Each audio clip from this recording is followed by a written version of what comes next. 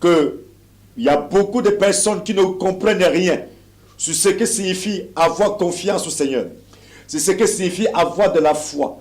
Parce que le gros problème des chrétiens aujourd'hui, c'est parce qu'ils leur manquent de foi. C'est parce qu'ils ne connaissent même pas le Dieu qu'ils servent. C'est parce qu'ils n'ont jamais expérimenté. C'est parce qu'ils n'ont jamais connu ce Dieu. Ils n'ont jamais véritablement expérimenté la puissance et la grandeur de ce Dieu. Le Dieu d'Isaac et de Jacob. Le Dieu qui est capable de résoudre tous les problèmes. Le Dieu qui est capable de bouger l'arbre. Oui, de la terre ferme et l'eau plantée sur la mer. Ici, dans cette histoire, nos Seigneur, Jésus de Nazareth, oui, quand nous entrons même un peu plus haut dans le passage, la Bible nous dit que Jésus était en pleine mission. Jésus était en pleine mission. Il était en train d'annoncer la parole de l'Éternel. Jésus était en train de parler du royaume des cieux. Il avait un mandat à accomplir. Il avait une mission à accomplir dans la vie d'Israël à cette époque-là. Et quand Jésus, pendant qu'il était en mission, il est arrivé, il avait besoin de force. Oui, parce qu'il a porté la nature humaine. Parce qu'il a porté la même nature que nous. Il a commencé à avoir les mêmes sentiments que nous ressentons. Les mêmes sentiments. Les sentiments humains. La chair avait besoin de l'énergie. Oui. Et cependant, je vous assure, quand vous avez des besoins et que vous êtes dans la mission de Dieu, oui, il y a toujours un arbre prêt à résoudre votre problème. Il y a toujours quelque chose de naturel sur votre chemin, prêt à résoudre le problème. Et c'était le cas pour Jésus. Dans cette histoire, le figuier était sur le chemin. Il devait accomplir la mission. Il devait se rassurer que le Seigneur de gloire n'arrête pas sa mission. Parce que la chair demande de quoi manger. Il devait se rassurer que le Seigneur de gloire, qui était en mission, devait accomplir sa mission. Sur le plan naturel, quand Dieu t'envoie, le naturel se conforme à la vision du royaume des cieux. Quand tu es dans la mission de Dieu, je t'ai bien aimé. Le naturel se conforme au destin de Dieu. Il doit se rassurer que ta mission est bien accomplie. Les arbres, la pluie, le vent, toutes ces choses naturelles doivent se rassurer que la mission du Père est accomplie.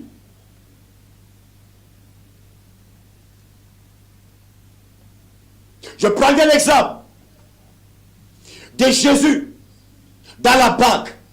La Bible me dit que Jésus, pendant qu'il était dans la barque,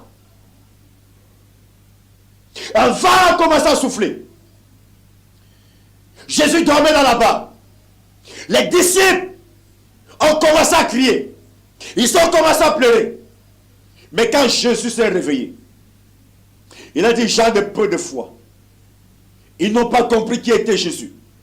Que Jésus ne peut pas mourir tant qu'il n'a pas accompli sa mission.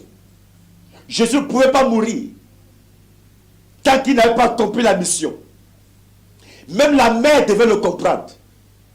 Et quand il s'est levé, la mère a vu, le naturel a vu, et le naturel s'est calmé. Il s'est calmé. Il a arrêté sa démence. Quand la nature devient folle, quand tu te lèves, il n'y a que des hommes de vision, des hommes appelés de Dieu, des hommes sur le chemin de Dieu, capables de remettre de l'ordre dans le naturel. Et Jésus est arrivé. Il avait besoin de quelques figues. Le bon monsieur figuier raconte une histoire que ce n'est pas sa saison. Quand le mec demande, saison ou pas, tu as produit de fruits. Bien aimé, ne blaguez pas avec un Dieu qui a faim.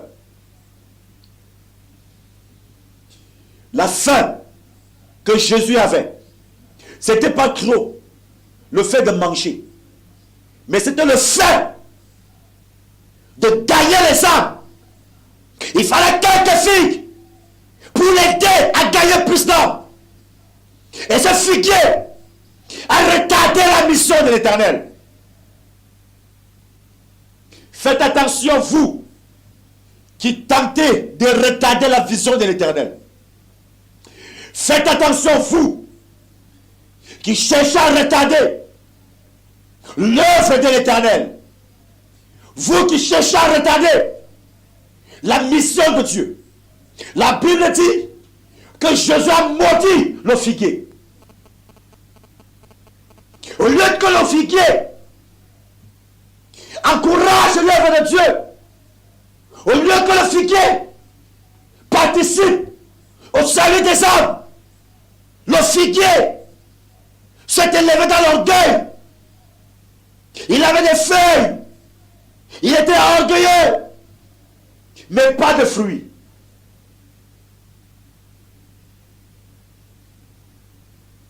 Bien-aimés, faites attention.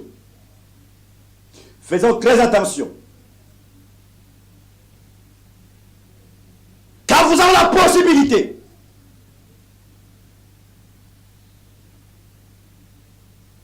de faire poursuivre l'œuvre de Dieu, bien-aimé, faites-le. Parce que si tu ne le fais pas, tu seras maudit. Comme le figuier a été maudit. Les gens me posent la question, pourquoi je souffre? Parce que vous n'avez pas encouragé l'œuvre de l'Éternel. Au lieu d'encourager, avec votre orgueil, l'orgueil de ce figuier l'avait tué. L'orgueil, je suis arrivé, je puis tout. L'orgueil a tué ce figuier. Et ça tue les hommes et les femmes d'aujourd'hui. Et ça tue les hommes et les femmes d'aujourd'hui. Bien, nous faisons très attention. Car la mission de Dieu, le Seigneur réclame les hommes. Si tu ne peux pas évangéliser, soutiens ceux qui évangélisent. Si tu ne peux pas prêcher la parole, soutiens ceux qui prêchent la parole. Si tu ne peux pas organiser des actions qui vont avancer l'œuvre de Dieu, soutiens ceux qui peuvent le faire. Je t'assure, au lieu d'être maudit, tu seras plutôt béni. Et le Seigneur te récompensera. Et dans ce passage, les disciples n'ont pas compris. Parce que quand Jésus a parlé au figuier, Jésus est un homme de Dieu. Et quand un fils de Dieu parle, il a parlé au figuier. Le lendemain, le figuier était sec. Les gens sont venus. On dit, mais Jésus, il parlait que le figuier a séché. Jésus était étonné. Que même les disciples nous doutaient encore de sa puissance. Doutaient encore de la grandeur de Dieu. Et c'est le cas de beaucoup d'entre nous. C'est le cas de beaucoup d'entre nous. Et ici dans la parole, Jésus parle. Il dit, Jésus lui a répondu,